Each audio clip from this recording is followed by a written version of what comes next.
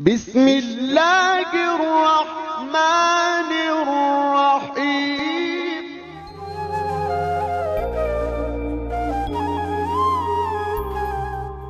اعوذ باللہ من الشیطان اللعین الرجیم بسم اللہ الرحمن الرحیم الحمد للہ رب العالمین والصلاة والسلام علی رسول اللہ وعلی آلہ وآلہ اللہ اما بعد فقد قال الحکیم فی کتابہ المحکم بسم اللہ الرحمن الرحیم خلق الانسان علمہ البیان۔ میرے عزیز بھائیوں اور عزیز ناظرین و سامعین، آپ لوگوں کی خدمت میں ایک بار پھر زبان کے حوالے سے حاضر ہوا ہوں، چونکہ 3 دروس میں نے زبان کی اہمیت اور وہ گناہیں جو زبان سے سرزد ہوتی ہیں ان کی طرف انشاءاللہ آج سے باقاعدہ ابتدا کی جائے گی۔ زبان ایسا درندہ ہے کہ ہر انسان کو چاہیے کہ زبان پہ کنٹرول حاصل کر لے۔ اسی طرح امام علی علیہ السلام فرماتے ہیں ایک جگہ پہ کہ اجملوا فی الخطاب تسمعوا الجمیل، اے لوگو اپنی باتوں میں حسن لے آؤ، اپنی باتوں کو اچھی طریقے سے پیش کر لو، تسمعوا الجمیل، مقابلے میں آپ بھی اچھی باتیں سنیں گے اپنے بارے میں۔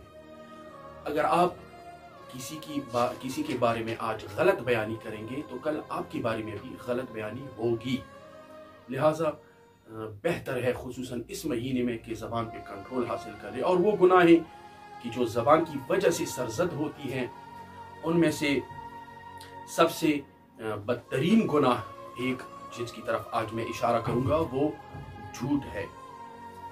تو جتنا بھی ہو سکے انسان جھوٹ سے اور فحش سے اس زبان کو روکے رکھے۔ جھوٹ مطلب یہ کہ وہ بات کرنا کہ جو واقع کے خلاف ہو، یعنی حقیقت کچھ اور ہو اور آپ اس کے مقابلے میں حقیقت کے ماورا، حقیقت کے خلاف بات بیان کر رہے ہیں لوگوں کو، اس کو کہتے ہیں جھوٹ۔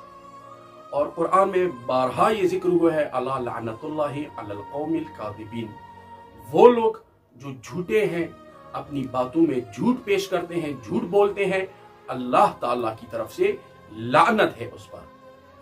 اور امام علی علیہ السلام نے ایک نامہ لکھا ہے حارث حمدان کی طرف، جو کہ ان کا ایک صحابی تھا، ان کو ایک نامہ لکھا اور یہ نہج البلاغہ میں ہے، 69 نمبر نامہ ہے۔ وہاں پہ امام علی علیہ السلام فرماتے ہیں وَلَا تُحَدِّثِ النَّاسَ بِكُلِّ مَا سَمِعْتَ بِهِ فَكَفَى بِذَلِكَ كِذْبًا، یعنی ہر وہ چیز جو آپ سنتے ہیں ان کو آگے شیئر نہ کرو لوگوں میں، کیونکہ اس کی وجہ سے آپ جھوٹ میں مبتلا ہو جائیں گے۔ جس طرح ایک اور دوسری جگہ پہ امام علی علیہ السلام ارشاد فرماتے ہیں کہ حق اور باطل کے درمیان 4 انگلی کا فرق ہے۔ جس طرح کہ جو بات آپ سنتے ہیں کانوں سے وہ جھوٹ ہو سکتی ہے، لیکن جو آپ دیکھتے ہیں اپنی آنکھوں سے وہ حق پہ مبنی ہوتا ہے۔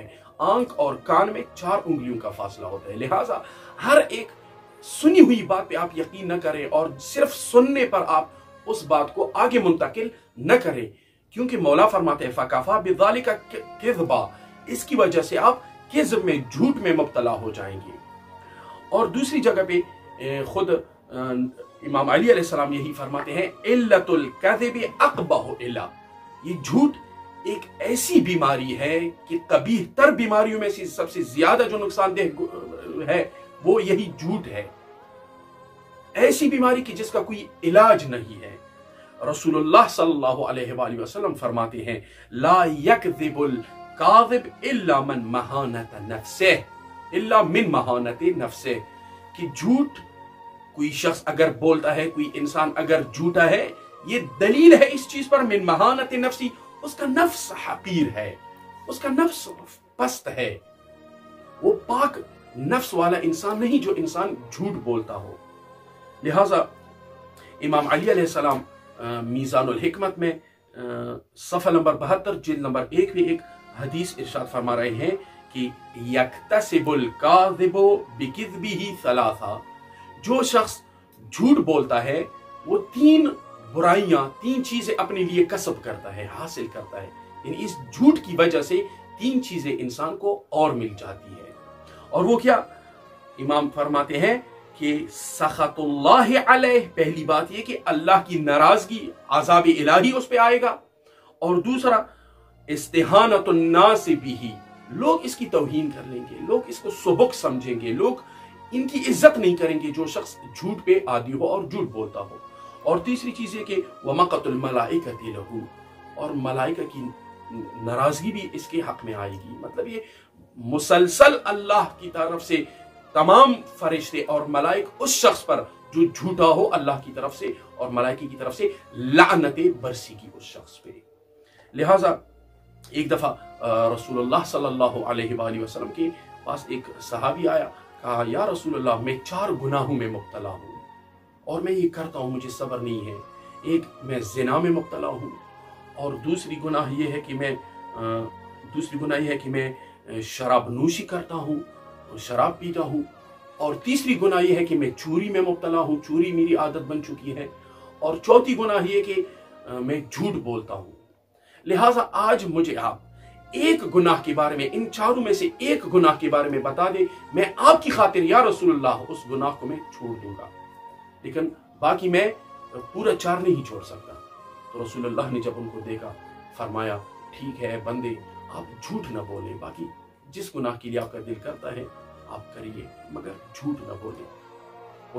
उस शख्स ने रसूलुल्लाह से अहद की और उठे वहां से, और रास्ते में इरादा बना कि मैं जिना की तरफ जाऊं, ये फाहिश काम अंजाम दूं।